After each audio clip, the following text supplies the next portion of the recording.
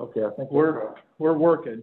I just got some latency issues on my computer right now, but we're working. All right, so it's 6:30. Let's get this show on the road. We're going to call roll. George, hit the button. Mayor Pro Tem Villalobos, Councilmember Bunker. Here. And Councilmember Michelle Allen. Here. And Mayor DeVinny's present. Let's stand and say the pledge. I pledge allegiance to the flag of the United States of America and to the republic for which it stands, one nation, under God, indivisible, with liberty and justice for all. All right. We had some public people here, but they didn't ask to comment. And they were here more for the planning and zoning activities than for the regular council meeting. We don't have, I believe, any submitted comments, so public comments are done. We have a proclamation that was suggested, and I thought it was a good idea, and I'm going to read that. It has to do with cleanup volunteers that work to clean up the river. Whereas the volunteers of the Eyes of the San Marcos River have devoted their time, resources, and energy promoting good environmental stewardship through a peaceful presence, cooperative action, and raising awareness. And whereas the city of Martindale places great value on the San Marcos River, which flows through our city and has an intense interest in its cleanliness and general welfare, we hereby issue the following proclamation. Now, therefore, the city of Martindale, in immense appreciation, wishes to be known that it congratulates and wholeheartedly supports the tremendous work of the Eyes of the San Marcos River in their Herculean efforts to clean the river in a thorough, continuing, volunteer, and finally coordinated program. And witness whereof I have hereunto set my hand and caused the corporate seal of the city to be affixed this 3rd day of November 2020. So we do appreciate the volunteers that are helping take care of the river, and we thank them all. Here. You get that piece in there? Yes.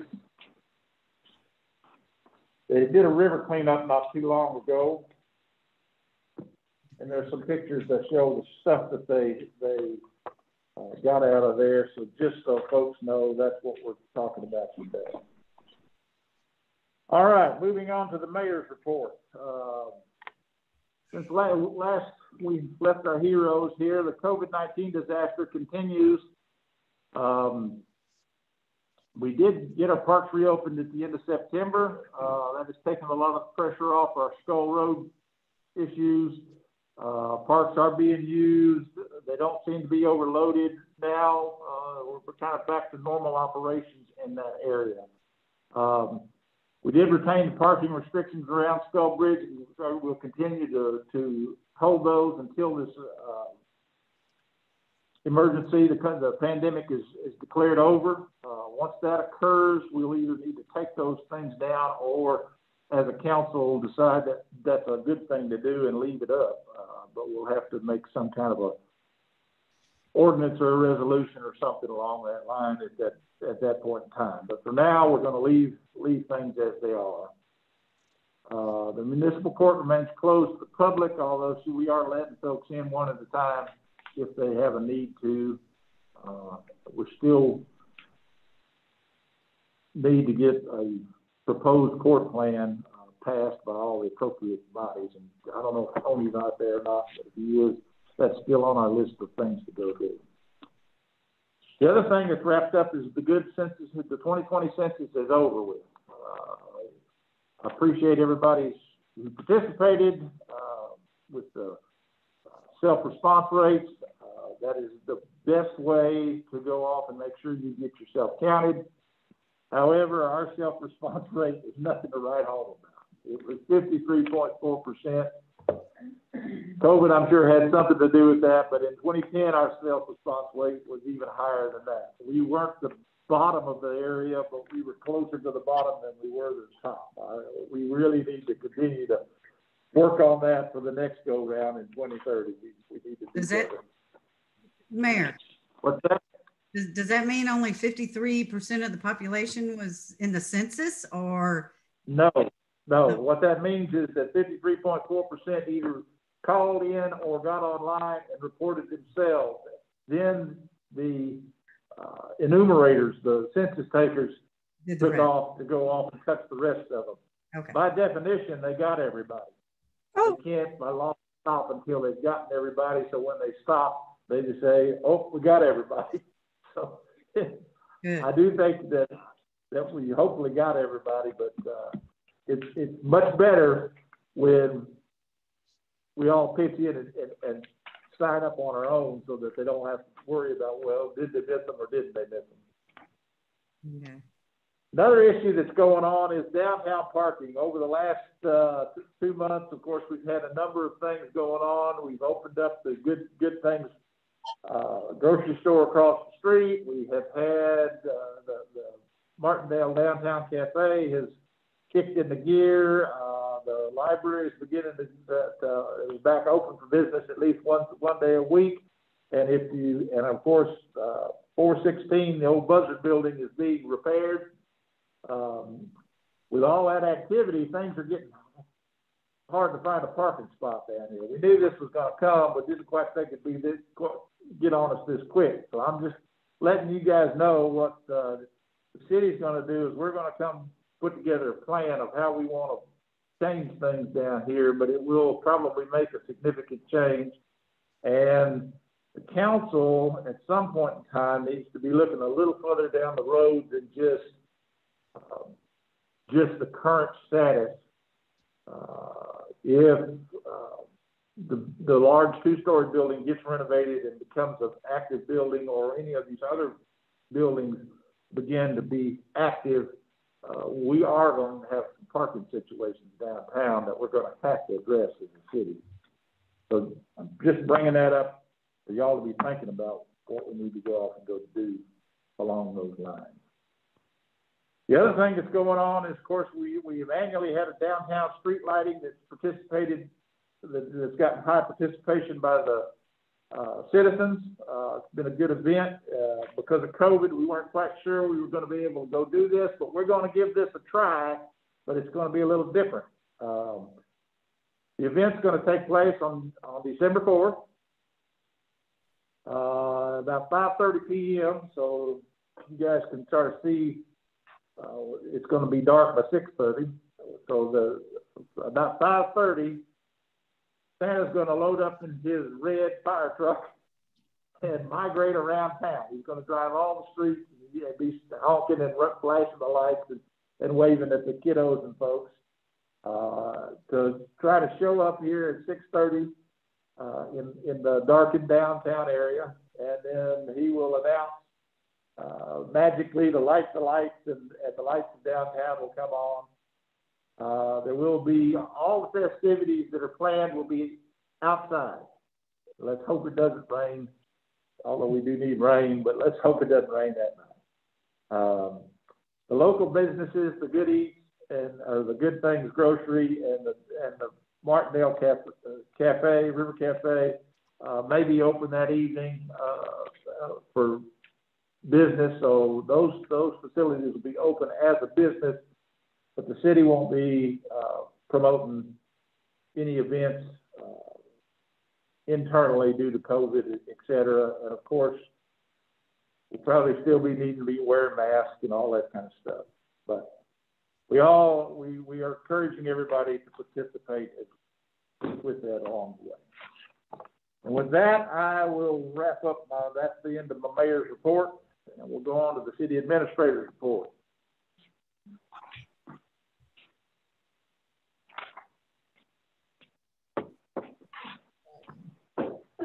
Okay, so for tonight, I want to focus on bringing City Council's attention to an ongoing and serious issue that we have within our community. And this is the cost of improper disposal within our sewer system. Last year, attributed costs to people disposing of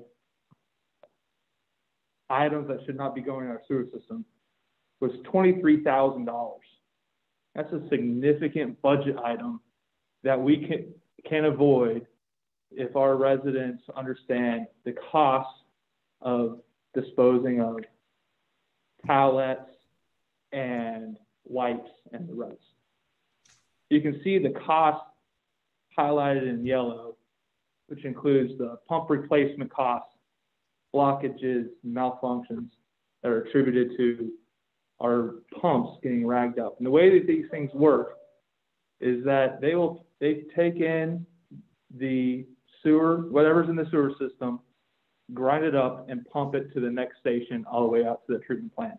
What happens is when people put Lysol wipes and the rest into our sewer system is those pumps malfunction, and we have to have a service provider come out, our operations service provider come out and clear those clogs. And this happens very frequently, at least every other month, if not more. We have a service call related to this issue. Over time, this causes our system to break down and need quicker replacements. This blue pump that you see here, this one we bought just last year, and the teeth on it are already showing signs of wear.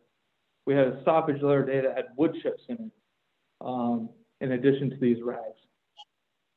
The cost of $23,000 is roughly equivalent to our customer base, about $67 a year.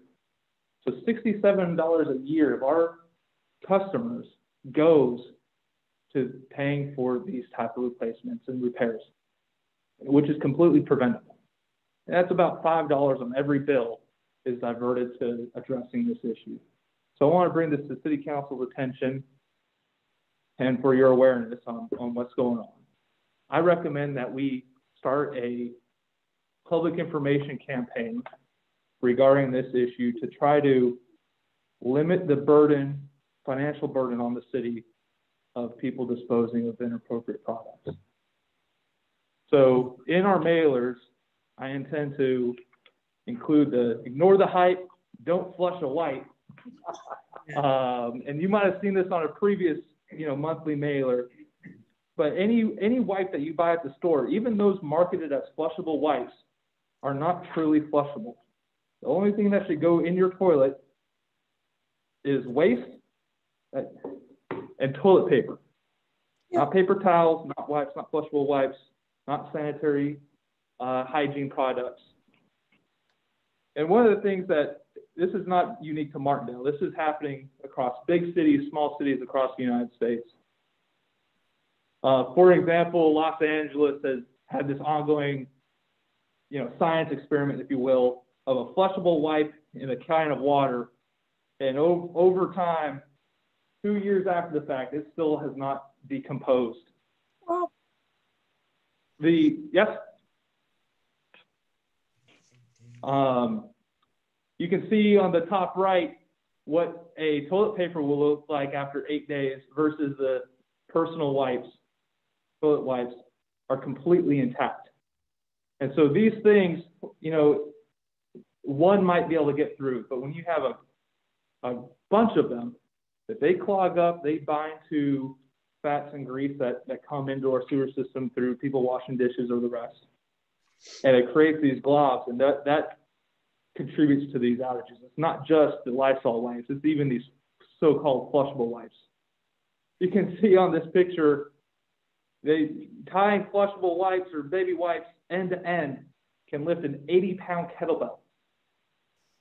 That just gives you a sense of how strong these things are and how difficult it is for our pumps to work through. So that's where we're at with the flushable wipes issue. We also have some ongoing service repair needs. We've been working through quite a backlog last year, and we're going to continue. We continue to have a backlog this year.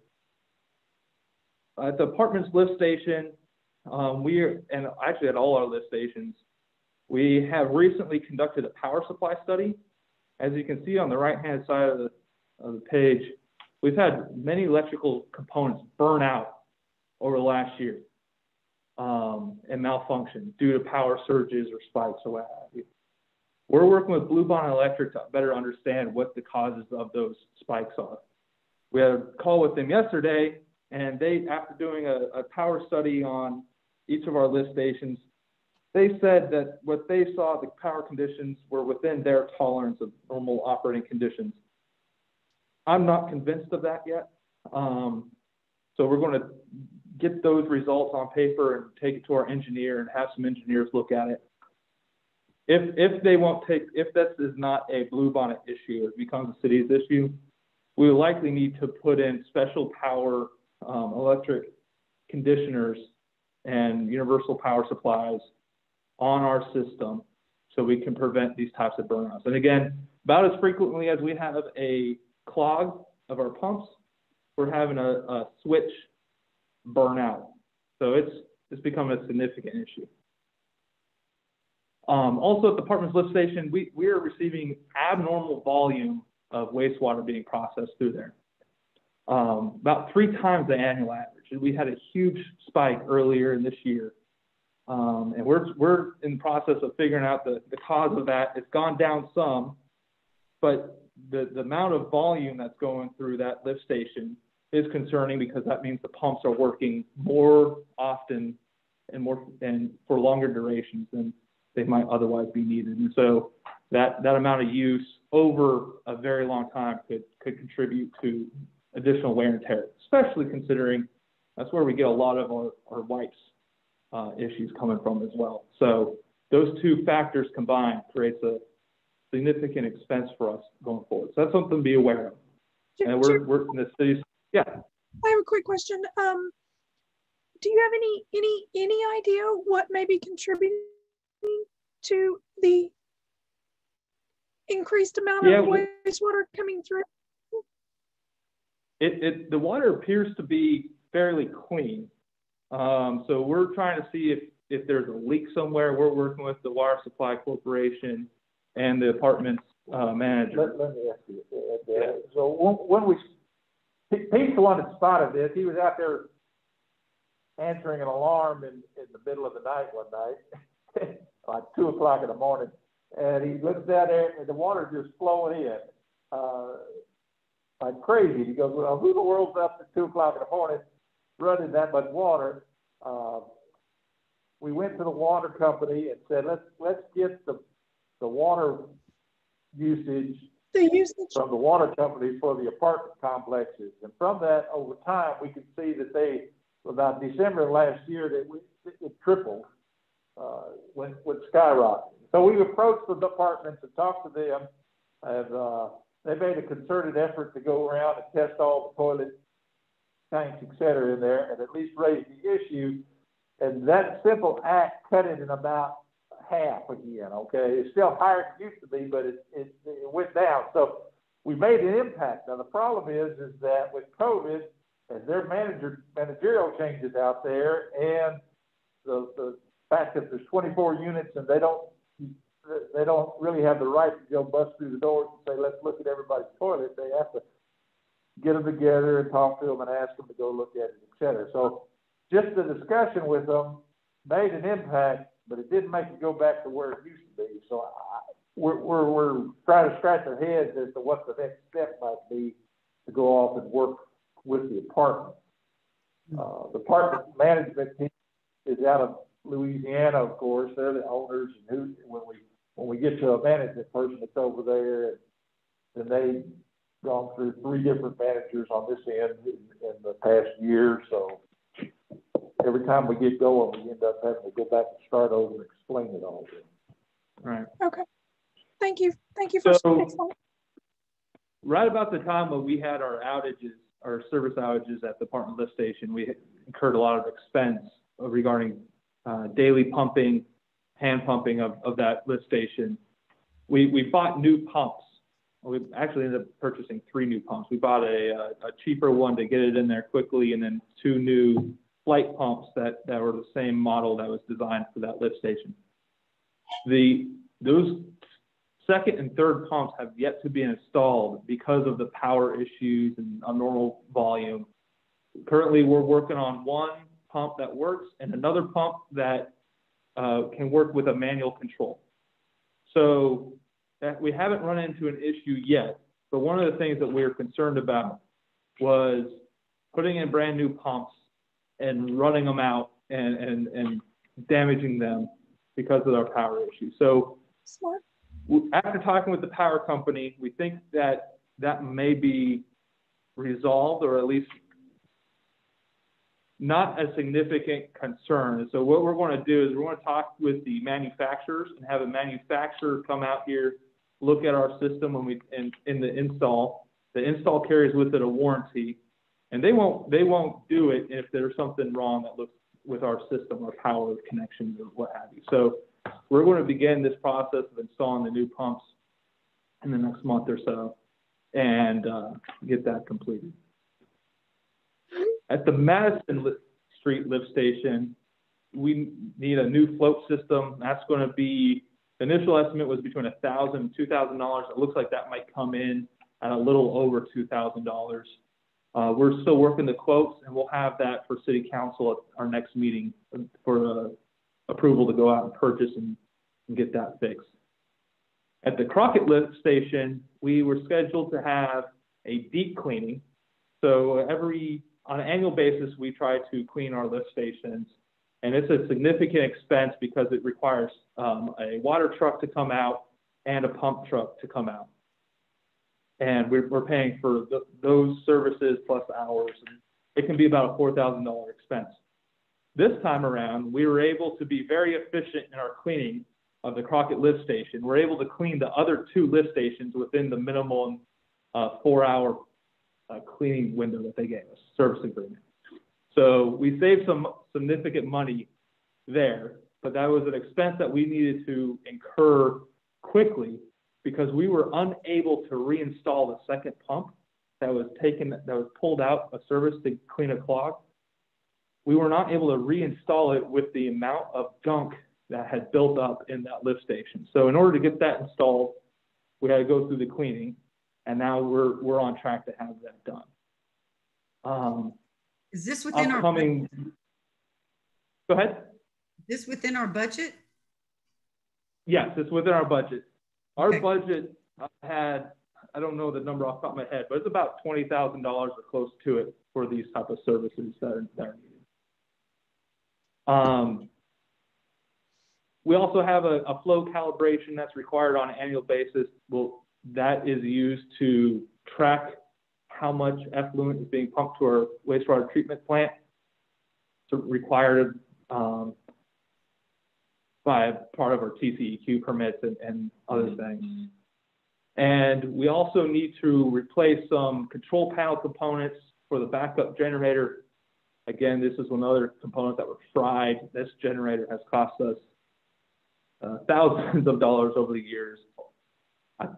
Hopefully this is the last repair, but until we get the power supply conditions satisfactory, we may run into this. So as we work through the Blue Bonnet Electric and their study and looking at their data, we will need to address that so we don't continue to burn out our components on the generator. And that expense, they came in, took a parts list of what we need, and we don't have an estimate yet of what that's all going to cost us. It's probably between $1,000 and $3,000 to get it fixed. Oh, one quick note on the deep cleaning. The deep cleaning cost this year was $4,000. Our previous wastewater treatment operator charged us $10,000 for the same service. So that's something to consider of cost savings, and then also the service that we're providing and who's doing the service for us is they're looking for ways to be efficient and save the city costs. So that's significant. And Jared, if I can just chime in for a second, every time you reference how much money it's cost the city, which ultimately will somehow get paid by, taxpaying dollars, my brain just goes to, that's $23,000 worth of potholes. That's $6,000 worth of potholes. And so it's almost like if we could begin to think about what we could be using that money for, maybe sometimes folks will think twice before they flush away. Yeah, there we go. That's a good point. unless there's any questions on the wastewater treatment issues, I just want to transition to talking about the Zoom intrusion attack we suffered at our last meeting. Any questions on this before I turn the page? Okay. As most of you know, and members of the community may know, our city council, actually it wasn't city council meeting, it was a public hearing regarding under the Planning and Zoning Commission, suffered a Zoom intrusion attack on October 20th. This attack was done by a participant, and it included vulgar language, obscenities, racial slurs, and someone drawing swastikas on the shared screen. There was a second attack that occurred after the meeting ended, which, as we understand, included indecent exposure to participants. Our immediate actions that we've taken to the day is we've contacted the FBI, and we're coordinating with them on an ongoing investigation. The city staff has gone through a thorough root cause analysis of what allowed that attack to take place. And we've instituted new security protocols for all future city council meetings, including this one. And all public hearings at this juncture are going to be in person. And we'll put some of that as we go forward. The causes, what allowed this to happen was the settings that we used allowed participants to engage in the conversation of the public hearing. And so when we allowed that to take place, public login, mute settings, and other things allowed the attack to continue. When the attack first occurred, I was able to mute the offending participant briefly. Unfortunately, due to the settings we had, he was able to unmute himself and continue to unmute himself during the course of the attack. There was also some gaps in training and awareness of advanced settings within Zoom. When the meetings are set up and coordinated within the Zoom application, not all the security protocols are available as options. Within the Zoom application during a meeting, not all the security application protocols are available as options. Buried within Zoom on a third screen, there's even more security protocol available. And on those screens, on those options is where we found that we were able to limit his ability to annotate on a shared screen, which up to that point wasn't a known capability. Another root cause was the lack of redundancy. So in previous meetings, in addition to having my reports, I've also been facilitating the sharing of screens, pulling up documents, managing participants as they come in, muting, unmuting, and handling that. Unfortunately, that led to some settings being set up. So as if I suffered a loss of connectivity, it would enable the city council to continue a meeting. This was especially true prior to us holding in-person meetings at City Hall when we were all participating from home. I did not want my internet connection at my house to prevent City Council from continuing its meeting, for example. Because of that, I allowed participants to join without the host as a setting, so that if I lost connectivity, we could continue. That setting is what allowed, after I closed the meeting, participants were able to rejoin, even though I closed it. And during that second phase of the attack is how that happened. So that's been disabled. And we have a redundant hosting now with city employees who are acting as, on this call, Adrian Flores is moderating and approving people as they join the meeting. We're now requiring everybody who joins through the Zoom application to have a Zoom account. You can't use a guest account. You have to have an email password registered with Zoom in order to join. All annotations and whiteboards and file sharing has been disabled. We're muting all participant video and audio. And in-person, and public comments are going to be facilitated with in-person comments at City Hall or with write-in. We're not, during city council meetings, we're not going to allow the public to participate via Zoom just because of those settings and the potential for an additional attack that way. So that's the steps we're taking. That's what's happened. I'll pause there, see if there's any questions. Yes. Lisa? No. There we go. So I just realized while we were talking about this, and maybe you can just guide me as to how to deal with it. So I muted myself because I needed to cough, and then I was unable to unmute myself. Yes. So right now, the host and the moderator is who's controlling muting and unmuting. So this will allow us, if someone does happen to be a bad actor during a call, if we mute them, we do not have, they don't have the ability to reinitiate that attack like had happened previously. This will give us time to appropriately respond and kick him out of the meeting without having to shut down the entire meeting.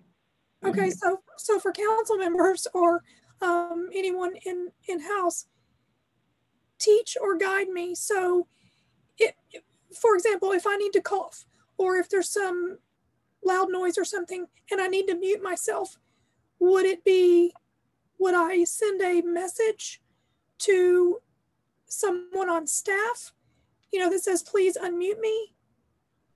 What would be the protocol? How would you recommend that we have a motion to raise your hand? Yeah, we have a chat feature, and then you might be able also use your computers instead of using the Zoom application to control your mute or unmute. You might be able to use your computer's mute functions. That way, you're not muted on the Zoom application, but you're muted on your computer. Okay, that is a solution that I can definitely follow through. And I did send a message in the chat to Adrian. I don't know if he's the one that unmuted me or not, but anyway. Yes, thank you. He must have. It wasn't. hence one of the benefits of having a redundant monitor. Absolutely. We're also facilitating wait room. So when this waiting room feature first was instituted by Zoom, there was a couple of occasions where members of the public were not able to gain access to the meeting because during my facilitation of the meeting, I was not able to see, we had participants waiting to join. And so now we're using that waiting room, and Adrian is able to control the flow of people from the waiting room into the meeting as they try to access. So I have a question. So as far as the charges, I saw that FBI was, involved. So I think with the, like you said, there is some exposure, racist statements that were made. Like as far as, is that hate crime, or do you know what charges they're? I don't know if they've come up with that yet. I know They're that still working on all that, and it's pretty complicated, but the status is that we've done a few interviews at their request. Based off the responses from those interviews, they have asked us to stop doing interviews, and they are coordinating, and they will come down and do interviews. And as far as what kind of charges or what comes out of that, that's going to be up to them. So it's still under. That's going to be out of our hands here shortly. Okay. But I do want to say that I think we've handled this about as well as we could. I mean, the best thing could happen was it didn't happen. But once it did, I think we've taken appropriate actions to identify the people who were affected, potential witnesses, get the right people involved, go off and address it officially, and now we just need to let the process work. Okay. Jen, you were waving a while ago. Was that? I was just wondering if we can still mute our video, right? Because I did just to go get a glass of water and a pen. Yeah, so that's something that we're working on to understand.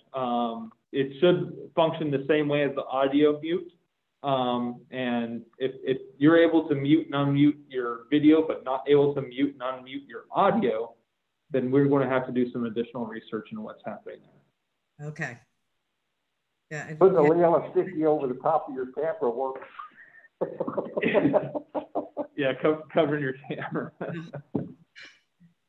Right. What else we got? That's it for the administrator's report. Okay.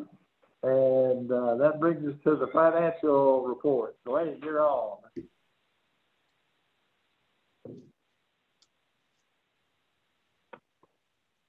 Okay. The financial report that you have before you is the same report that was to be presented at the last council meeting. It lists cash balances as of 10/15. You see the general fund, street and road, court restricted, police, on down through all of the various utility funds. Those accounts total just under $96,000 at First Lockhart Bank. Then the investment accounts at Tex Pool, there's $207,000 in the emergency fund, $177,000 in the overflow fund that is designated in various ways that you see here, and then there's a long-term capital improvement fund. The amount due to the comptroller was at $359,000 as of 10/15. I looked up the bank balances as of today. A few minutes ago, they're at about $84,000 at First Lockhart Bank, and the investment accounts are the same. The next report listed as profit and loss, budget versus actual for the general fund. This is for the entire fiscal year ended September 2020. You see that the income for the city was $602,750, which is $32,000 roughly better than planned for the year, with the largest overage is in sales tax revenue for the year. Was up as people stayed home and shopped from home. That benefited the city greatly. You see payroll or personnel expenses came in at $310,000, which is under budget. Operating expenses at $57,000 is under budget. And I was scanning through the line items. Just about every line item on this budget is under budget for the year, expense-wise. Turn over to the back side. We have, if you look down at the contracted services, $169,000 versus $207,000 budgeted. And just about every one of those are under budget as well. So you see the bottom line, $126,000 listed as net income. A good amount of that is restricted money, not that can't be freely used. I mean, it all has to be used for the budget, obviously. But a good year financially. These financials have been submitted to the independent auditor, and their field work has begun. And I got their first list of inquiries today, and hope to have an audit report by the January council meeting. That'll be the earliest we had it for a long time. Well, hope we can get there. Then, if you'll turn over, you'll see a vendor balance detail report over. I kind of had to reshuffle mine. Does they think? Oh, there you go. You're in right. You just turn yours opposite than me.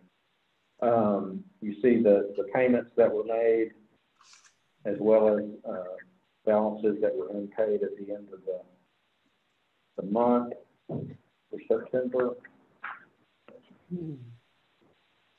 Not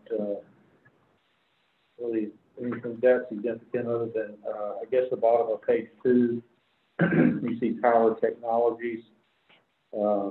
That's software related to the municipal court that reviews every year. That's a budgeted expense and actually covered from restricted funds from the citations that are written. And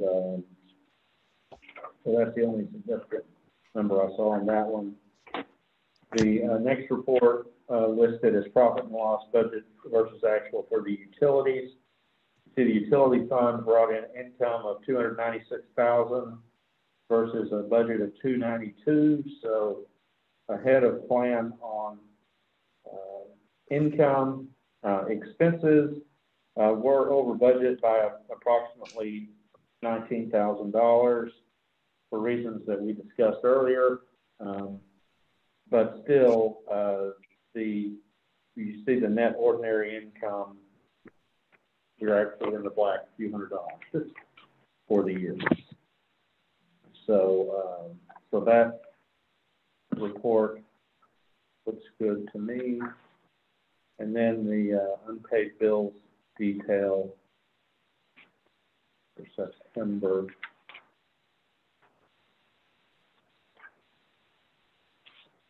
Really not much other than the money due to and from the general fund. There, other than the usual Texas disposal bill that's standing at the end of each month. And then finally, the Community Development Fund. We received $13,915 from the Texas Department of Emergency Management for coronavirus-related expenses, and that is an accounting of how those have been spent in the fiscal year. And that is what I have for a financial report for the end of September.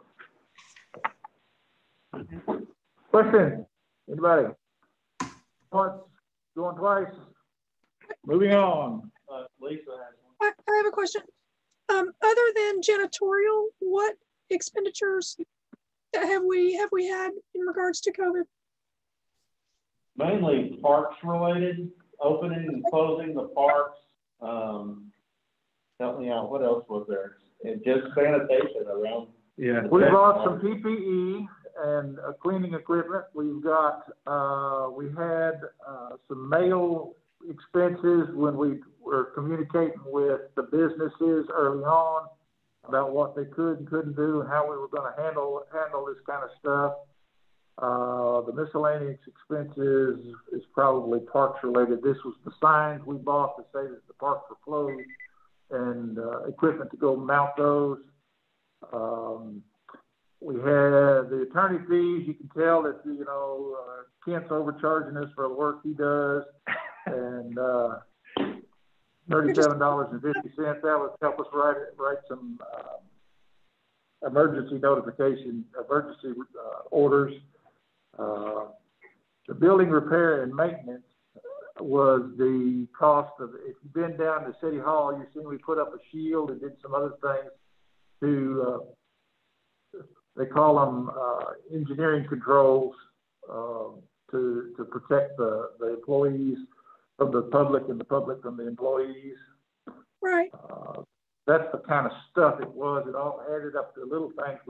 We have more janitorial activities to go put in here.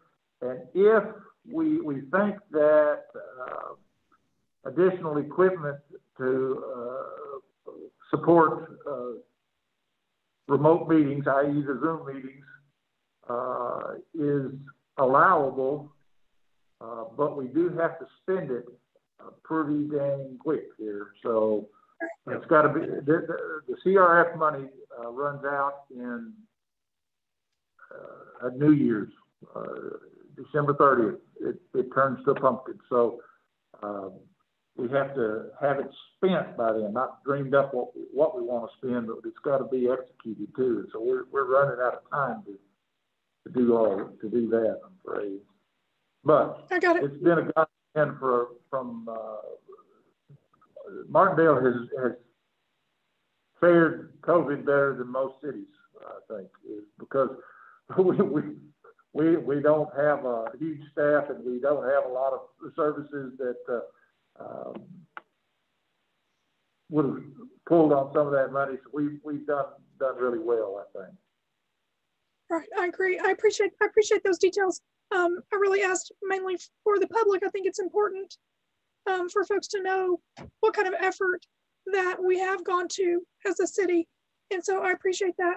And I definitely know not just myself, but others would appreciate any type of technology that would bring our chambers up in a way that would enable remote meetings to continue with minimal interruptions. Okay, anything else, Jan, you're raising your hand? Yes, I just have a quick question about the vendor balance on the general, under the general fund. I don't recognize this Tyler Technologies. Is that with the courts? Yes, it's what they use for encode is what it's called, but they're the ones that. I understand. I just didn't recognize them. All right. It only happens once a year. It's an annual thing. Just yeah, I know. $6,000. I kind of was questioning it. Well, and if you notice, the expense ended up only being about $1,600 after they gave us a credit for over. I wondered why it was different on the right-hand side. The balance. Yeah. Well, that's good. Yep. Thank you, Dwayne. We're on to the courts. So do we have Tony here? Is Tony on the show here? No. Tony is not clicked in. Yeah, it's the same old reports that he shows every time. You can see we've the September 2020 numbers were much less than the 19, of course, but much more than what we experienced in June, July, and August. Things have gotten a little bit closer back to normal with the amount of fines being collected. And I can't really speak to all the other details unless somebody has a question. Council members have questions, point to it, and we'll get you an answer. And I've lost you. No, we're still good. We just might have, my computer might be froze, so we still have them on audio. Okay, so if you're there, speak up. Any questions, Jan? No, I'm good. And Lisa? I'm good, thank you. And this one? Okay, moving on to the police report. Step into the camera, my friend.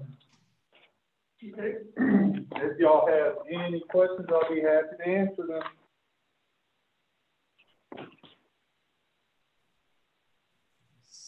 I actually, go ahead, Jan. I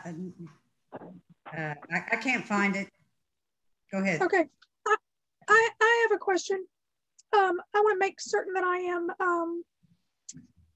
that I understand some of the terminology. So starting on number 16, where it says CP Bronson Street at Close River patrol. Close patrol is what I thought that was.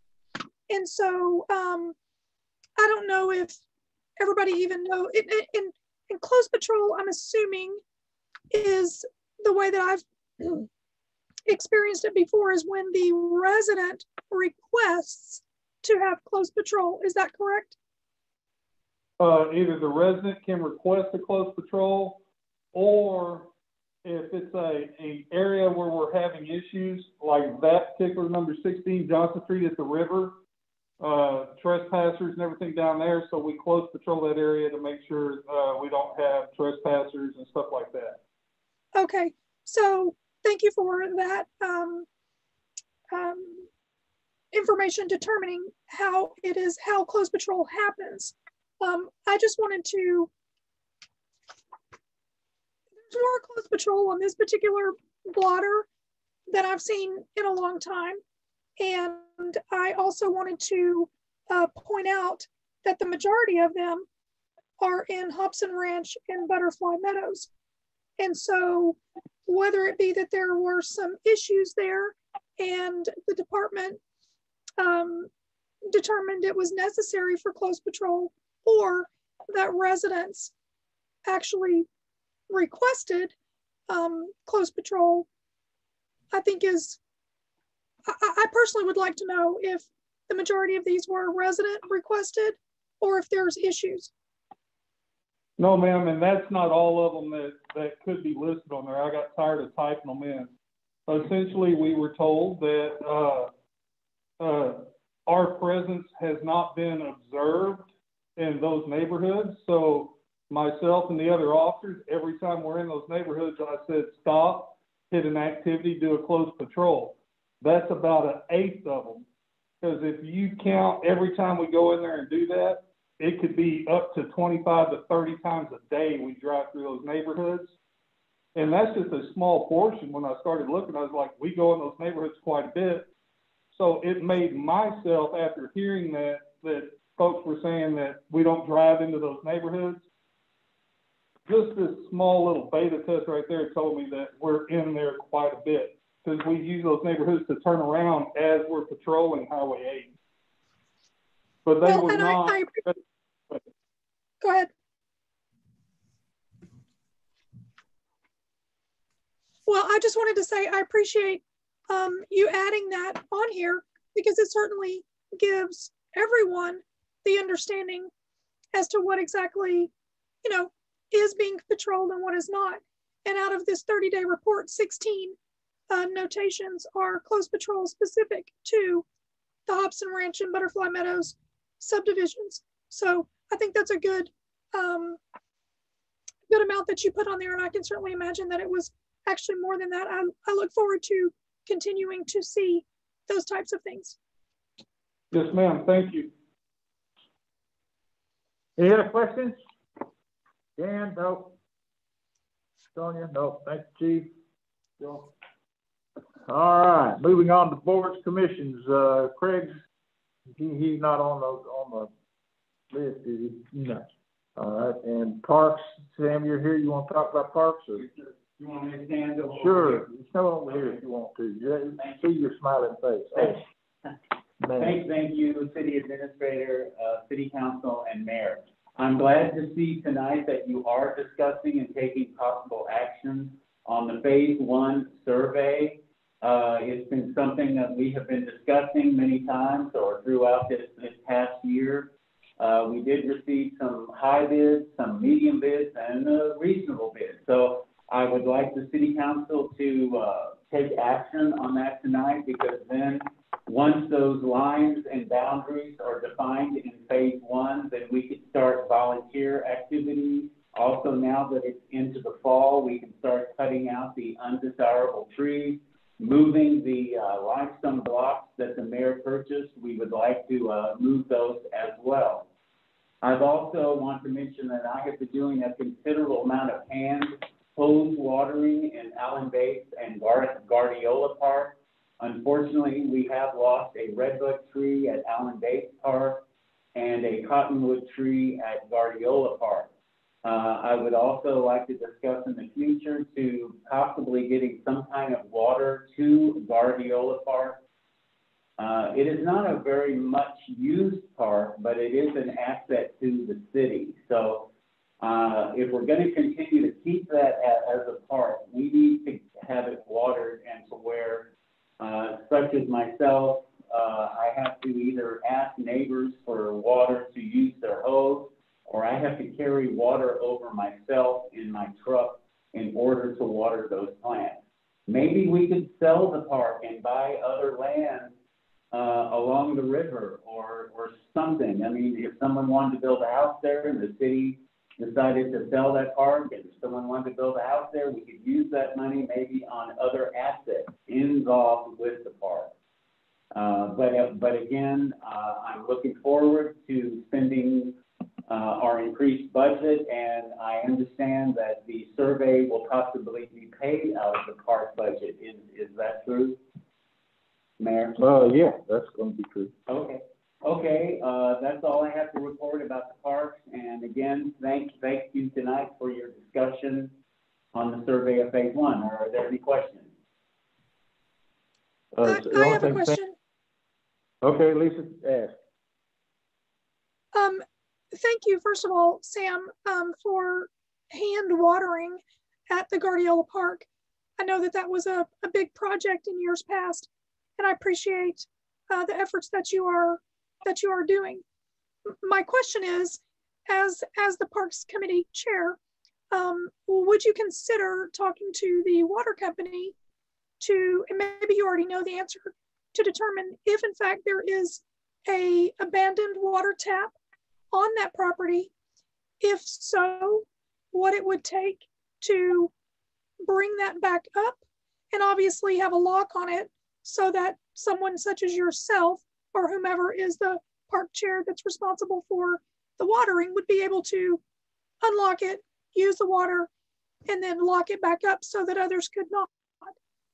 If in fact there's not an actual water tap already on that property, then my next question would be to also find out what the water company would consider in, be it in kind, be it in, reduced amount of money to actually put a water tap there. So. Yes. Okay, yes. There is a water line there, but there is currently no water meter. Water meters currently cost around $4,000, but the water supply has spoken with me and may work with the city in order to give us a better rate on that water meter, since it would be for the city. So I'll discuss that with the water department and see what they can come up with, and we could see about installing a meter there. And before we get too carried away on, I'm sorry. Before we get too carried away on revamping that one, I think we need to have our discussion on parking.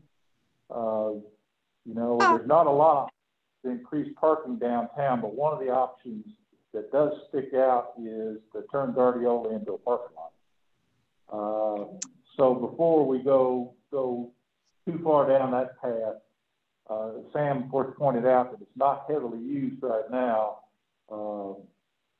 I think we need to have a parking plan, and we need to have a park plan, and those two probably got to go together somehow along the way. So, sure. Yeah, getting prices and options is certainly a great thing to go do. I don't have any problems at all with going to do that, but just be aware that we as a city have to address both those issues, and they can't just be independent of each other, I don't think. Okay, well then maybe we could get some parking over on where Fenton Street comes out to 1979. We have several lots there that are not being used. There's an abandoned house there on the corner. Perhaps we could reach out to that owner of that house, tear that house down, and increase our parking there, because then it would be closer to the park. But yes, I'll listen to your ideas of having parking perhaps at Guardiola Park. Okay, thank you. All right, thank you, Sam. Mm-hmm. All right, planning and zoning, P&Z. Lisa, you got anything you want to talk about? Just a couple of things. It's just an update in regards to there was a time where everything was sort of quiet. Recently, I've gotten several inquiries. One specifically for a subdivision plat application. Sometimes people don't have any idea what the process is, and so just having a person that they can contact and guide them through what the steps are.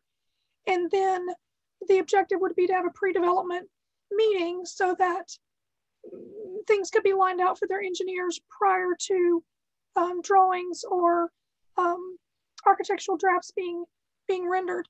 So that's something that is increased. Then also just today, and I don't have any specifics on it, but I felt like it was noteworthy. There was an inquiry about asking about putting a fireworks stand inside the city limits. And so I've not done my homework to find out what that would entail, but I still thought, well, I'll go ahead and mention that was a request. So that's really all I have at this time. Okay. Anybody, you got any questions for us? I just think that with fireworks not being allowed in the city limits, that would also dictate not having a fireworks stand in the city limits. since we don't even allow fireworks in the city. So that should be a pretty easy one to, you know, unless we're going to change our rules for fireworks in the city. No, and you're totally right. And that's when I say I haven't done my homework as far as pulling up the what I call the song and verse, the actual ordinance code and chapter to let those folks know. Okay, Dan, you got anything on this? Any questions? No. Okay. And then do we have Joy on here for or anybody from the Martindale or the San Marcos River Board? Anybody on the list? I do not believe so, no. You know what, I'm sorry, can I go back to C, please, for planning and zoning? Yeah. So I know that there was I saw it was a comment from a citizen in regards to overgrown lots that side of 1979. And like asking about where's the code enforcer.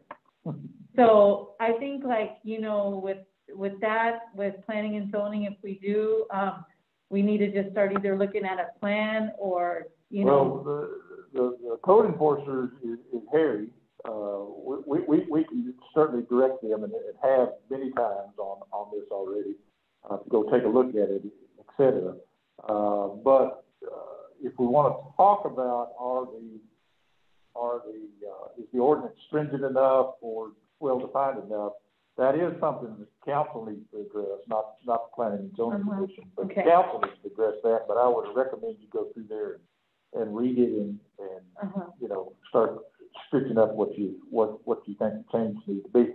I do agree that our ordinance is not well defined. You don't get that until you write around and say, okay, here's what the ordinance says. Look at that lot. Tell me whether it violates it or not. But although that sounds kind of easy, when you get to that level, it's not always quite that easy.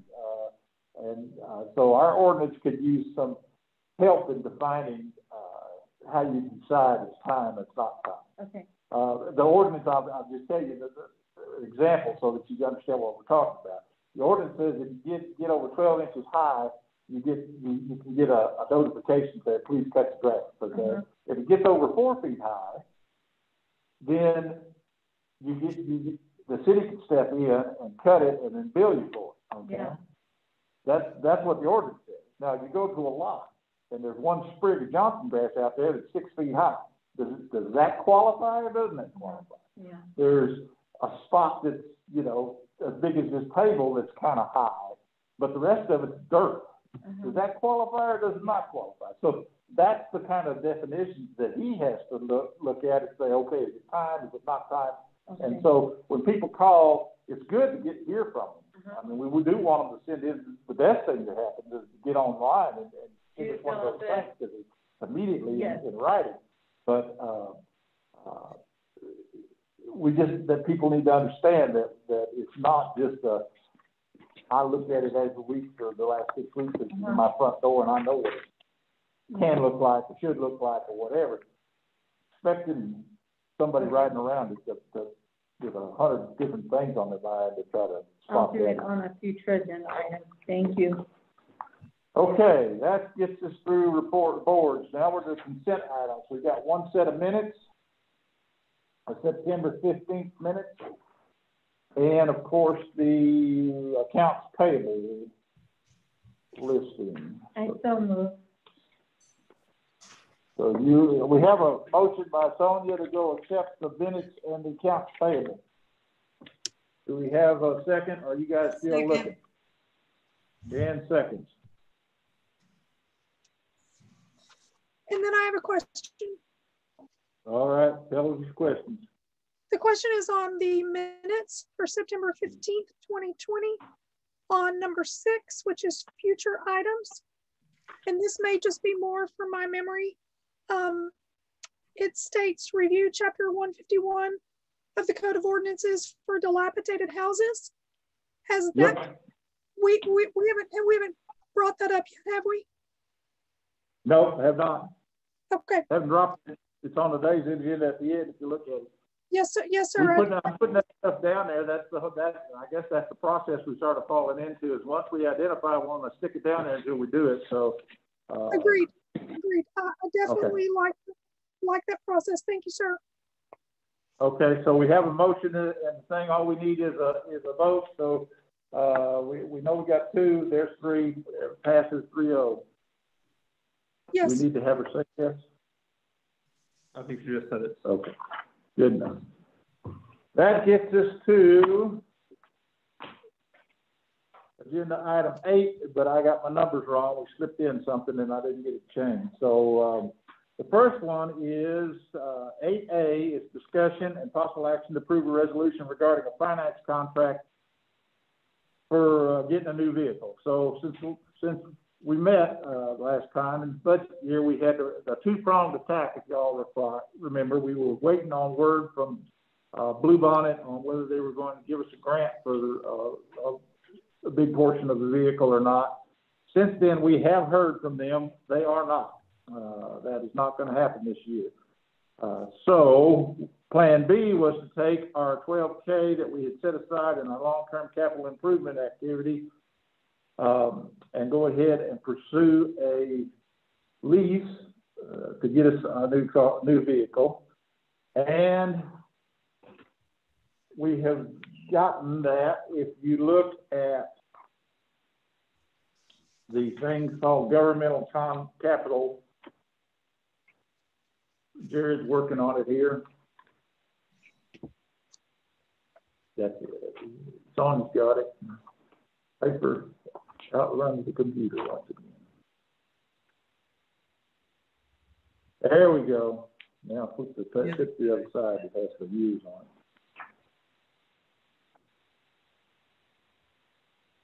There we go. Okay.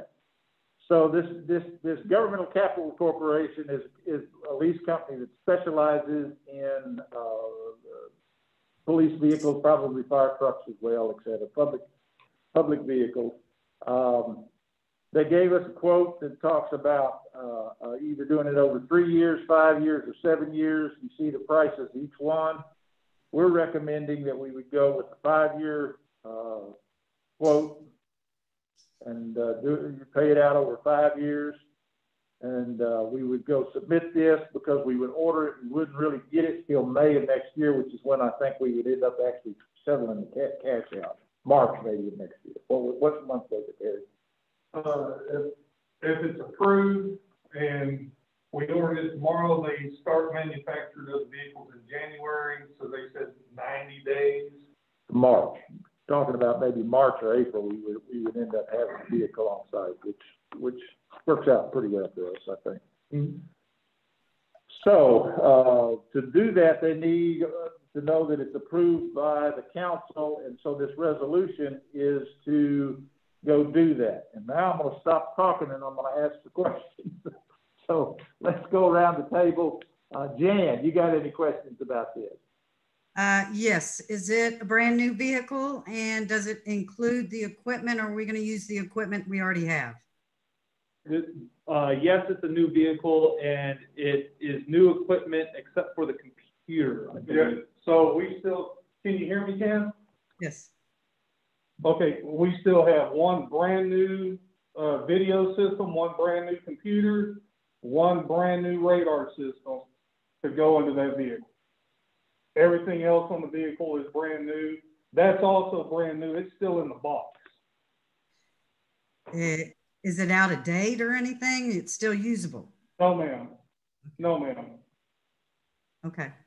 The radar is exactly the same radar that we could order right now, and the video system is exactly the same video system that we can order right now. Okay. Yeah, radio. Yeah, we got the radio. We have radio, yes. But it comes with the light bar, the decals, and all the other equipment that's required. Yeah, I thought you said that something about the computer. We do have a computer, right? Yes, ma'am. Yes, ma'am. But you're saying that this vehicle is included with a computer? No, I'm going to provide all that equipment to them, and they're going to install. Is the equipment coming out of your current vehicle? No, we got a grant. Oh. I got 3 sets of equipment from a grant that I applied for. We have 1 set in the newer vehicle we have, 1 set in the older vehicle we had. We never got the 3rd car, so we've got boxes of brand new equipment locked up, waiting to go into another vehicle. Okay, that's it for me. Lisa, you got anything? Yes, sir. Thank you. Chief, just a couple of quick questions. What is the year of the newer vehicle that we have currently? It is a 2017 with 75,000 miles on it now. You're jumping my questions, but that's exactly where I was going. Was what year is it?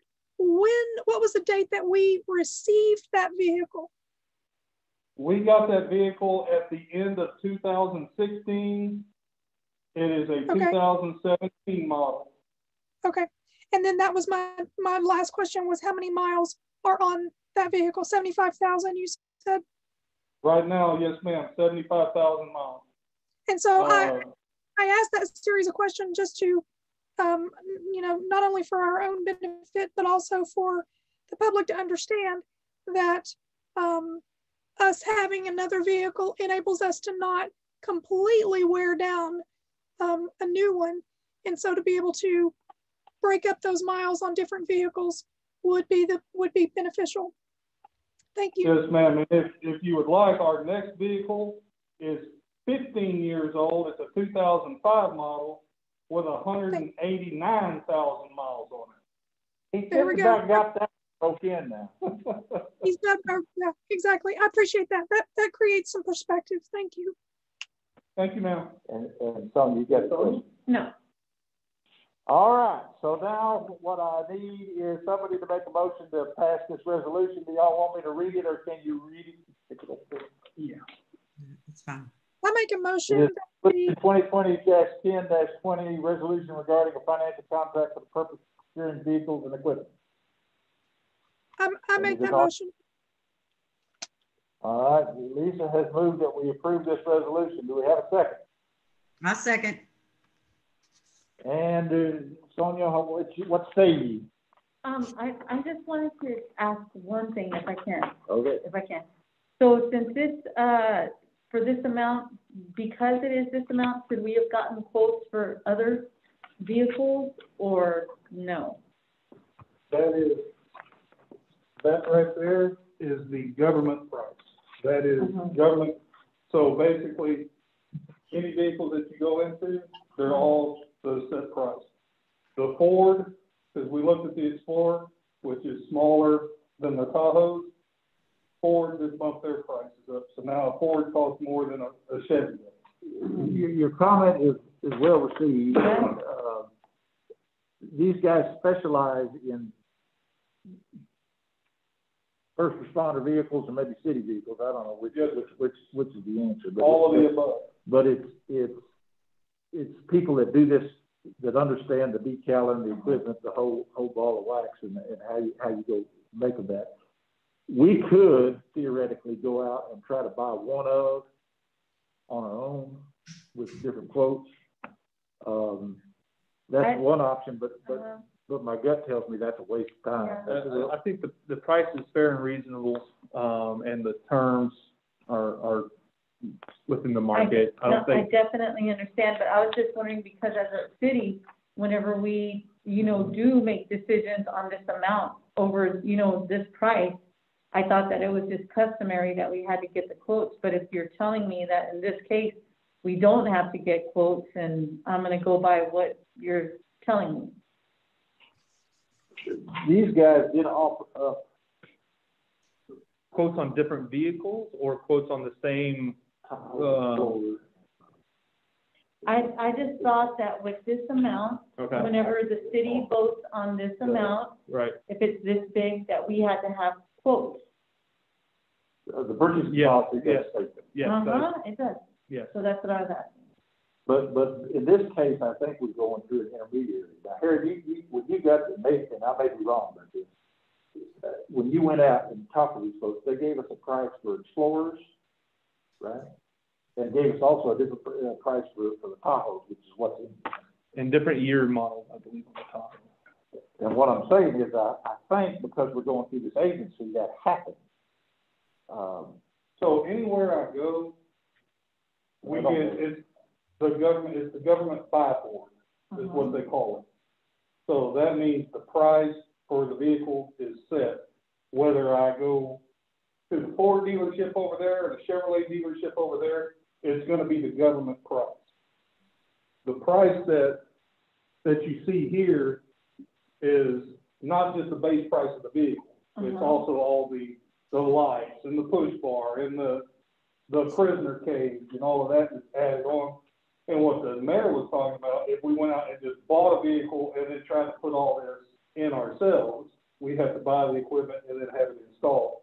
This is buying the vehicle, they install it, they deliver it to us. Since we haven't ever done this before. I know. And see, I'm not going by like what we've done like previous, like before. Our requirements as a city, whenever we spend this amount, like whenever we've done this now, because it is new and because, that's why I'm just asking, because before I vote on something and say yes, and the citizens are asking, if this is the way it should be done, I want to make sure that I'm making the best decision on behalf of my constituents, that we did do our due diligence on trying to do the best with the money that we have. So the buy board is a competed rate that's a standard rate. The terms of the financing terms and the additional services did not receive a separate quote. And if council would like us to do that, we're prepared to go do that. That's where we're going. I don't know where to go through to get the financing. Right, we can look at other financing terms.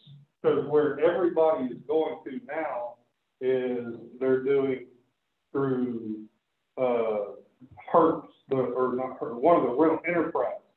San Marcos is getting all of their patrol cars now through enterprise and stuff like that. So they're doing the lease program through them. We're not eligible. When I say I'm looking for 1 or 2 or 3 cars, they like, no, we won't even look at you unless you're looking at 15, 20, 30 cars.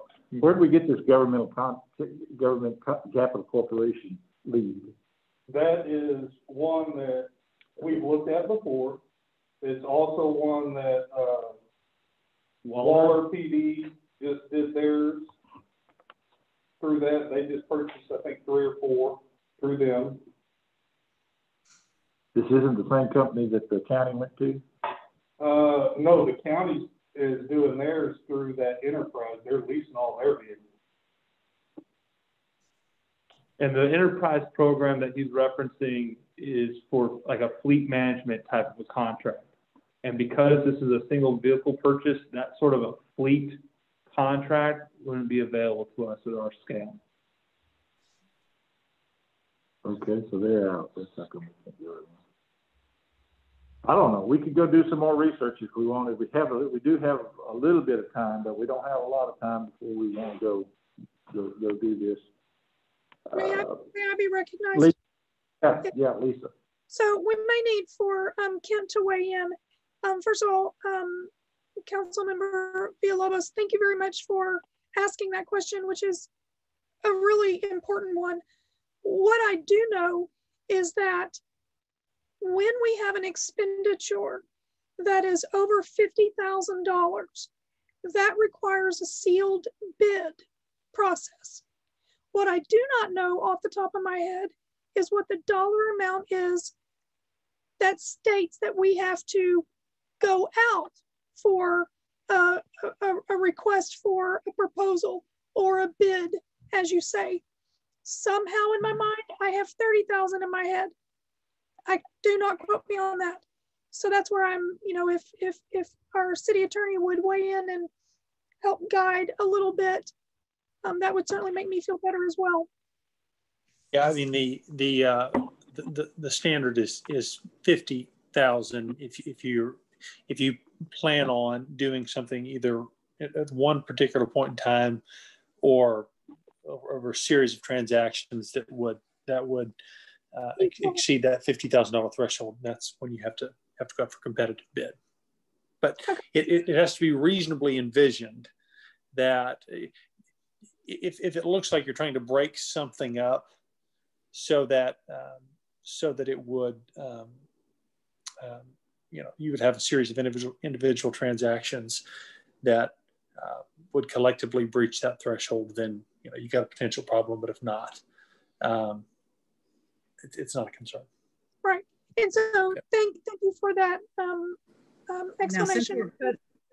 I think that gets confusing sometimes because we do have a standard that says that administration and or the mayor are not allowed to spend X amount of dollars without council approval. But the $50,000 is what I did have in my mind, so that we are not required to go out for a proposal unless we meet that mark. And this one does not. So my motion will stand. If it says the equipment costs the 50,607, the down payment is 12,000, the documentation cost is 500, and then the finance amount is 39. So the total that we're approving is $50,607. That's the total. Okay, That's correct. I missed that.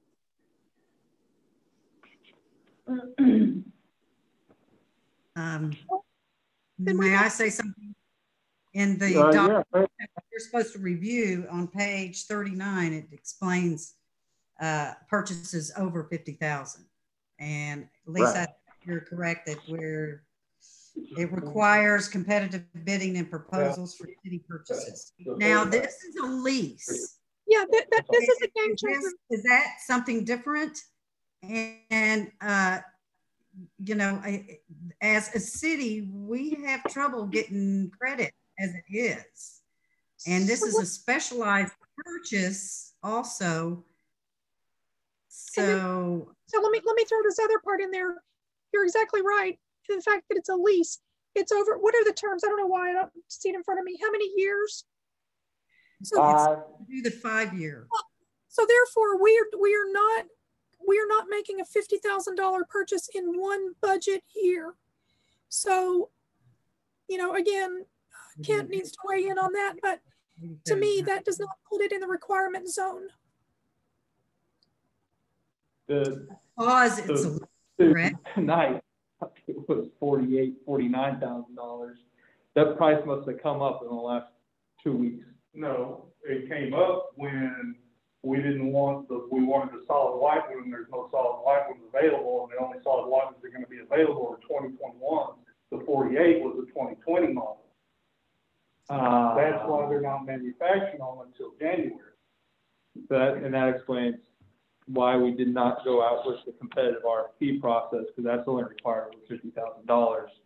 This was going to be below that amount. Because the reason that we're presenting the lease option is so we don't have to come up with write somebody a check for $50,000 right off the, out of the bat. But in the end, it'll still be the 50,000. Right. So I know that we got a motion on the table, and just because of the information that is presented and the uncertainty that is presented, mine is a no. Okay. Do we want to? Okay, we got us and it's totally not because I don't want a vehicle, but it's just because of the, the manner in which it is, and I want to make sure that if I vote on something that it's,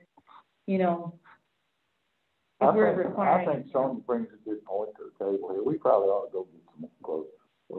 I think the buy board purchasing program would allow us to publicly post on buy board and receive quotes through that means. What I'm unsure about is the financing option and how that would take place. The quoting, we could look at different, we could try to look at different rates, see if we got different rates or different service costs for those light bars and things. I don't suspect they're going to be wildly different.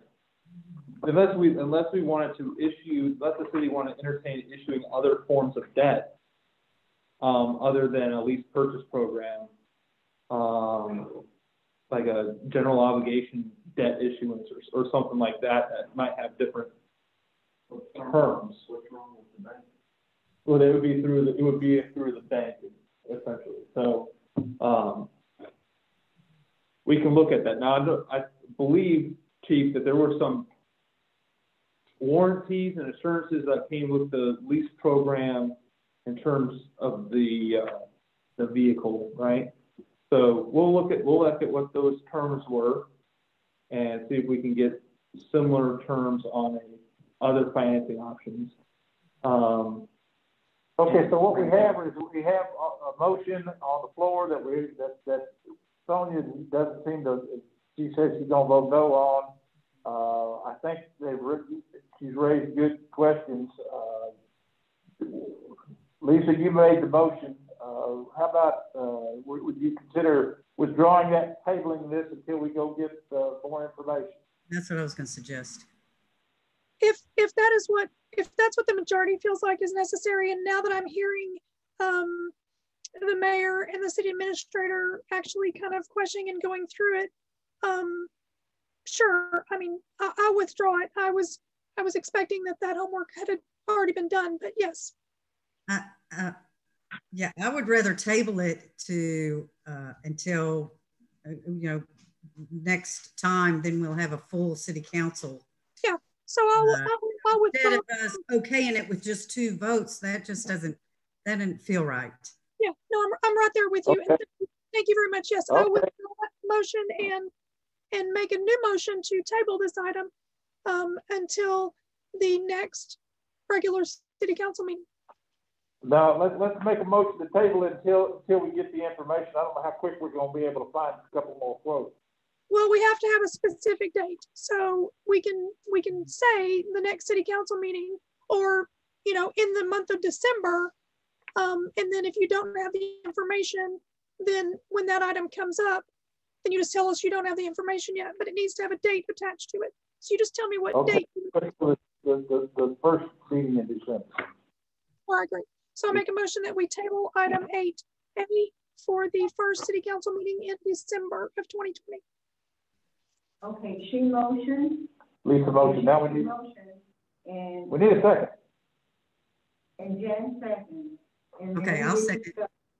And now we need to either amend or she amended her motion. Died, She withdrew her original motion and made a new motion to table it till December, the first meeting in December.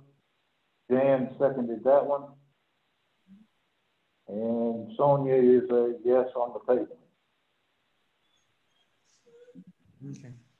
All right. Thank y'all. Thank you all. Next item is 8B. Discussion possible action to review and approve the city public funds investment policy. So y'all have seen this a couple of times. As part of the public PFIA, the Public Funds Investment Act, we're required to have a policy, and it's supposed to be reviewed annually. We say we're going to do that as part of the budget process. I let it get through the September meeting. We're going to do it in October. We didn't have October meetings, so we're here to do it today. Y'all got a big stack of paper, if you got it paper-wise, that has you in there. The point is that we've made no changes to the PFIA section that is in our financial policies and procedures document. So there is no changes to do. If it was good enough last time, hopefully it'll still be good enough. But if you have any questions about any of the section 7, I believe, now's the time to ask them. Going once, going twice. Basically, the PFIA, as y'all recall, spells out how we're going to go control public funds. It requires a certain level, not exceed the insurance levels at the bank. So we watch that. That's what comes out of Dwayne's account balance reports every month, so that we're watching that. And then you have to go put the excess somewhere in an approved account, and the approved accounts for us currently are tax pool accounts, because they qualify as legal, and that's about all there is to that. There is one change that we're making to the financial policies and procedures document, and that is at the back of that document in Appendix A, there is a list of who is on the authorized signatories for all of these accounts. Last year, we put everybody on there. Of course, we've lost a couple of council members along the way, so this particular version, 1.3, has removing them. So that's really the only change that's happening with this agenda item tonight, is that we're going to remove those two people from the authorized signatory list. I so moved to accept it. I'll second it. Tony moves. I second. I'd like to make a comment before I vote. Okay. Yeah. I think since we're getting new council members, that this should be required reading. It should be part of their packet, their introductory packet for, you know, I wish I had read this when Early on. Yeah, when I first came on. It sure would have clarified a lot of things when we start going through budget. So anyway, just, you know, so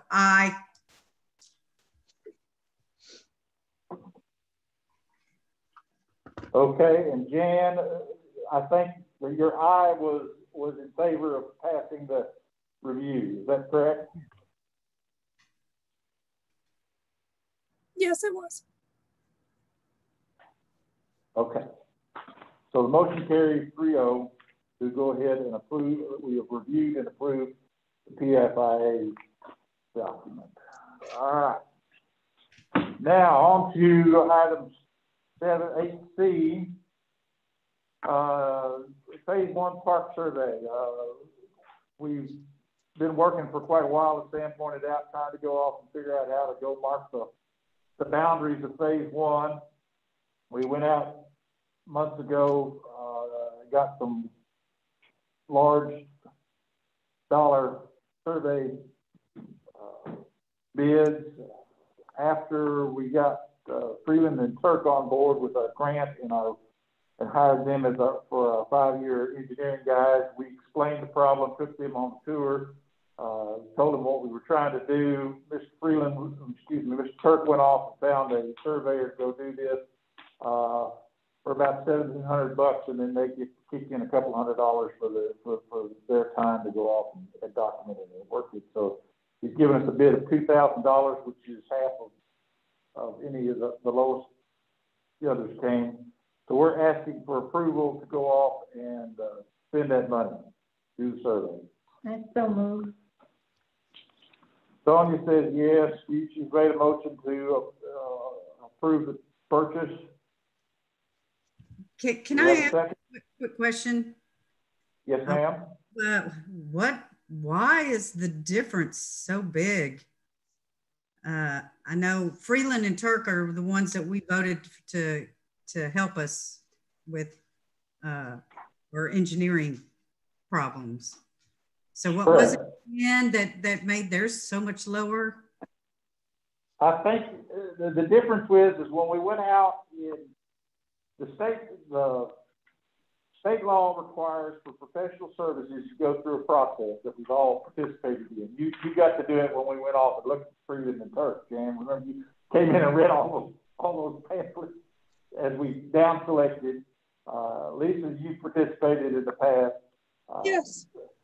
And so when we originally went out, it was to meet the state law, but it was a standalone this is what we need you to go do, a little bitty job. But these people who bid on these things, they're looking for big jobs. They're looking for long-term things. So when we got Mr. Freeland, Mr. Turk down here and went through and signed him up for a 5-year thing, now he's got 5 years worth of little things that he's going to go off and go do for us. He took the time to come down here and understand it, to say, okay, we can make this happen. And that's where the price benefit is. Okay. The fact that we've got somebody committed to us for 5 years to go off and go do this. Now, what he's going to do is he's going to go they're going to go locate our pins around the edge. This isn't, he's not going to go draw up a drawing that, a plat and that would stand the test of a title search or whatever. He's going to mark the board. This is the kind of thing we wanted out of all these other survey guys. We've gone to any of the local surveying groups. This is the price range that we probably would have got. But because we're a city and have to follow state law, we got to go through the process. Gotcha. Seemed ridiculous to me at the time, but now that you go through and say, okay, this is how you go get somebody signed up for a long period of time, you get to the same end point. You just got to go through the right process to go make it happen. Okay. So Sonia made a motion to go do this. Do I have a second? I'll second it. Lisa second. Real quick, this is effectively canceling the previous request for proposals, and we're canceling that solicitation, if you will, and proceeding under a separate contract. Okay. Yeah. Gotcha. So, Jen, you said yes on this? Yes. Okay, so that passes 3-0. All right, moving on. The 8D, discussion possible action to approve the 2021 calendar, holiday calendar for the city. There's 13 of them on there. Is there working to get them up? Somebody had a question? Lisa, you had a question? Yeah, is there anything different from 2020 as far as the days, number of days? No. Okay. I make a motion, we pass the 2021 holiday schedule. I'll second it. I'm good with it. And Sonia says yes as well, so that's a pass of 3-0. Very good, very good. And now to the last one, the property tax. Oh, yeah. 8E. If you go to the thing, the tax process is, I don't 100% understand why we have all these steps, but I'm trying. I'm getting closer every year. So the tax appraisal guys, the CAD people, they create tax rolls and provide those to the city around July and August. And those are based off the appraisals they know at the time. We, of course, and that was done in July and August. We, the city, take that information, evaluate it, and then propose a budget that has a specific tax rate in it. And we did that in September. That was done. And then once we give them the actual ordinance that passes that sets the tax rate, then they have to go in and create what they call the tax roll, the official tax roll. And they regurgitate that to us, which they did. That's the levy totals that came along with the activity. And they request that we have a resolution each year that says that we accept those tax rolls. This makes it official. So this resolution is to do that. We've done this each year. Many of us don't remember it, but we do. I'll go back and look and I see them. It says, whereas section 26.09 of the property tax code requires approval by the city council of the city of Martindale appraisal roll with tax amounts entered by the assessor for the tax year 2020, and whereas such roll was presented to the city of Martindale on November 3rd, 2020, and appears in all things correct as under the applicable laws of Texas, and whereas city council voted in open session to approve said roll, it is hereby resolved by the city of Martindale that the appraisal roll with the amounts due totaling $344,303.27 for the year 2020 is approved and is the tax roll for the city of Martindale for the year 2020. We need somebody to make a motion that approves that resolution. Sonia moves, make motions to approve resolution. Do I have a second? Second that we approve the tax roll resolution. And that leaves Lisa, yay or nay? Yay.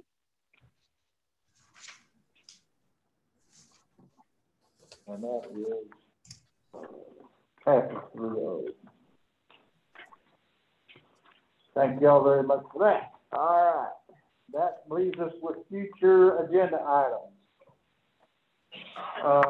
The next meeting that we will have as a council will be on the 17th. That's our next regular scheduled meeting. By then we will have the results from tonight's election, this year's election, and we will canvass new council members or redo them or whatever. So that's going on at that meeting.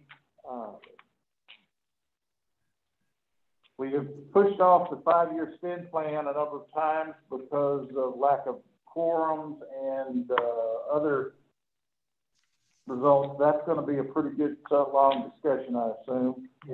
But we're going to try to do that one at that meeting. Upcoming, we want to have a workshop on the long-term capital plan review and decision process on that. As you remember back to the beginning of this meeting when Dwayne talked about our financial position for last year, we had another good year. There was a couple of hiccups along the way, but in specific accounts. But the bottom line was is we have once again more revenue than we had expenses. So there's going to be another slug of money to put into the long-term capital improvement plan. And we need to talk about that. The original, what we've been running under the guise of is that the bigger need in town is roads. And I do think that we will have enough now that it's time to talk about which road and actually put together a project to go off and make that happen. So we need a workshop to go through that and make sure everybody understands where that money's come from, how we will go use it, but mostly to pick where we're going to go spend it. That is not, we don't need to do that on the 17th. We need to do that sometime after the 17th, either in December or probably in December. And then these other things, this road restriping plan that's been at the bottom is now, that was the parking issue here in downtown. We need to bubble that one up and begin to talk about when we're going to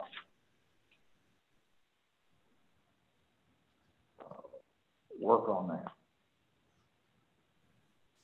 So that's where you know, and of course the January, on November 10th, we will have our continuation of our public hearing that got shut down because of the hacker problem. That will be an in-person public hearing, and we're going to do that in the large building. It's going to be at 409 Main Street, one of Carlson's buildings, so that we can get spread out. That's going to happen on November 10th. Therefore, it'll be time to resolve those issues on the 17th. So we will probably lead off the 17th with a planning and zoning meeting. Are you going to have the new council sworn in? Yes. Yeah. Is that too quick, you think? No, I was just wondering if first thing you have to start one meeting, end it, go to the other, and restart it. Oh, is that right? Yeah. Yeah. So yeah, I want to make sure that I understand the 17th. Well, that's what Jared's talking about. Right. So if we're gonna canvass them up front, we've got to have a council meeting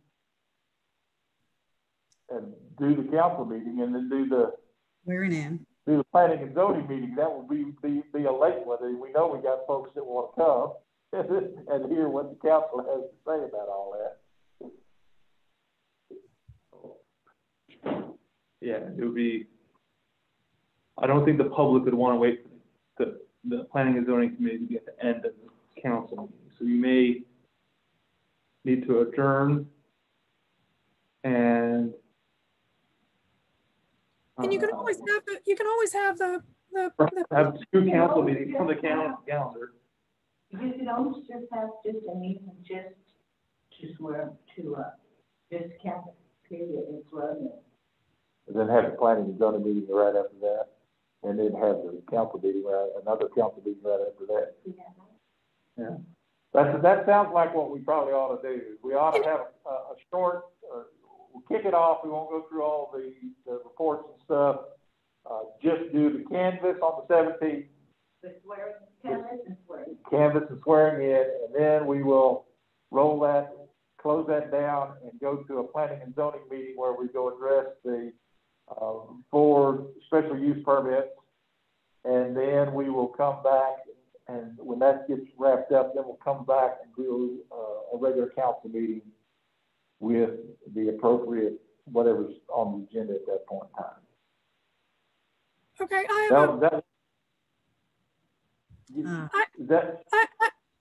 well, sorry. Speak to me, Lisa. You got the floor. Okay, thank you. So I'm just trying to get that progression in my mind and also think about, you know, things can always be different, which is perfectly fine. So we have a public hearing, we have a P&Z meeting, and we also have canvassing and swearing in of new council members. Would we not do it in that order, having the public hearing, the P&Z meeting with the council/commission as it stands, since the new folks will not have heard any of this, and then start the actual council meeting, and at that point where we would canvass and swear them in that order? No, I don't. The last thing we want to do is have the outgoing guys 5 minutes before they leave office make decisions on the special use permit. Now, if we need to go push that decision off another month, we can, but we've already violated our shop. Can you repeat that? The public hearing notice. Public hearing is happening on the 10th. Right. Just the public hearing. I didn't know we were going to do a city council meeting also. Not on the 10th. Good. The city council. 17th. Did you understand that, Lisa? Okay, so the public hearing is on the 10th. Right. Period. Correct. No official meeting, just a public hearing. Then we go to the 17th, and we would have a P&Z meeting to basically, I'm sorry? No, right now it sounds like we're going to have a canvas. We will canvass the election. Yes. Let's swear in the new people. Swear in the new people. And then do P&Z. Then do a P&Z. And so the public. So the new council members will be able to weigh in on and vote on the planning and zoning. Yeah. Okay. Is that a problem? Just making sure I haven't. No, ma'am. No, ma'am. I just wanted to make sure I was, kind of getting the progression down. Is that all right with you, Jan? I'm good with it. And Sonia? Mm-hmm. Okay, that's the plan. Has anybody got anything else they want to stick on the future agenda list? Jan, I have a. That's enough. Yeah. Lisa. I have a request, and this is more of a formality than anything else. So as it is appropriate for councils to have what is commonly referred to as a rolling review of ordinances. So number 4 and number 5 on our future items are exactly that. So my question and or request is that, could it be titled, as in number 4 would be rolling review of ordinances, A, review of chapter 151, B, review of zoning ordinance.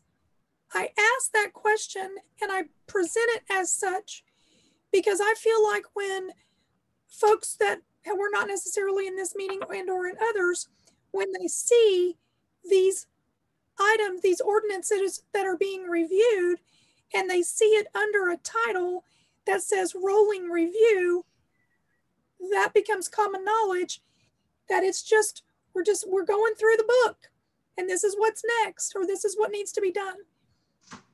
It's just a thought.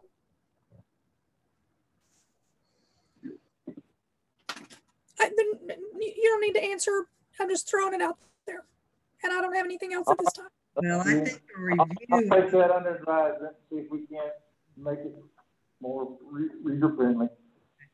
Anything else? Dawn, you got anything you want to stick on here? It was only about the, like the overgrown, you know, I guess to review the ordinances that as well, rolling review with that. Yeah, that's a 151.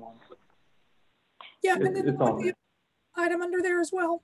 So unless we want to consider that part of the nuisance. It's the nuisance Mm-hmm. one. 97, I think. 35.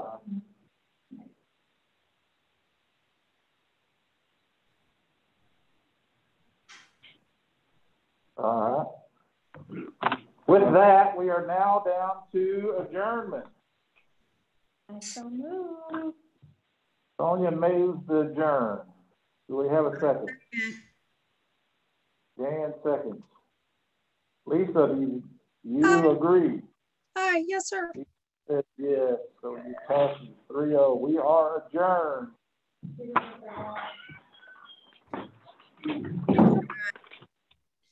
So we leave the meeting, or we only make us leave the meeting. Battery died. Oh, maybe we should wait. No, we shouldn't wait. We need to go ahead. Yeah, because okay, if you can write that in there, the R.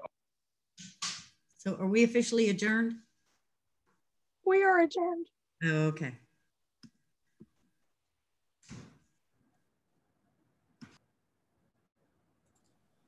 Can I get a close now?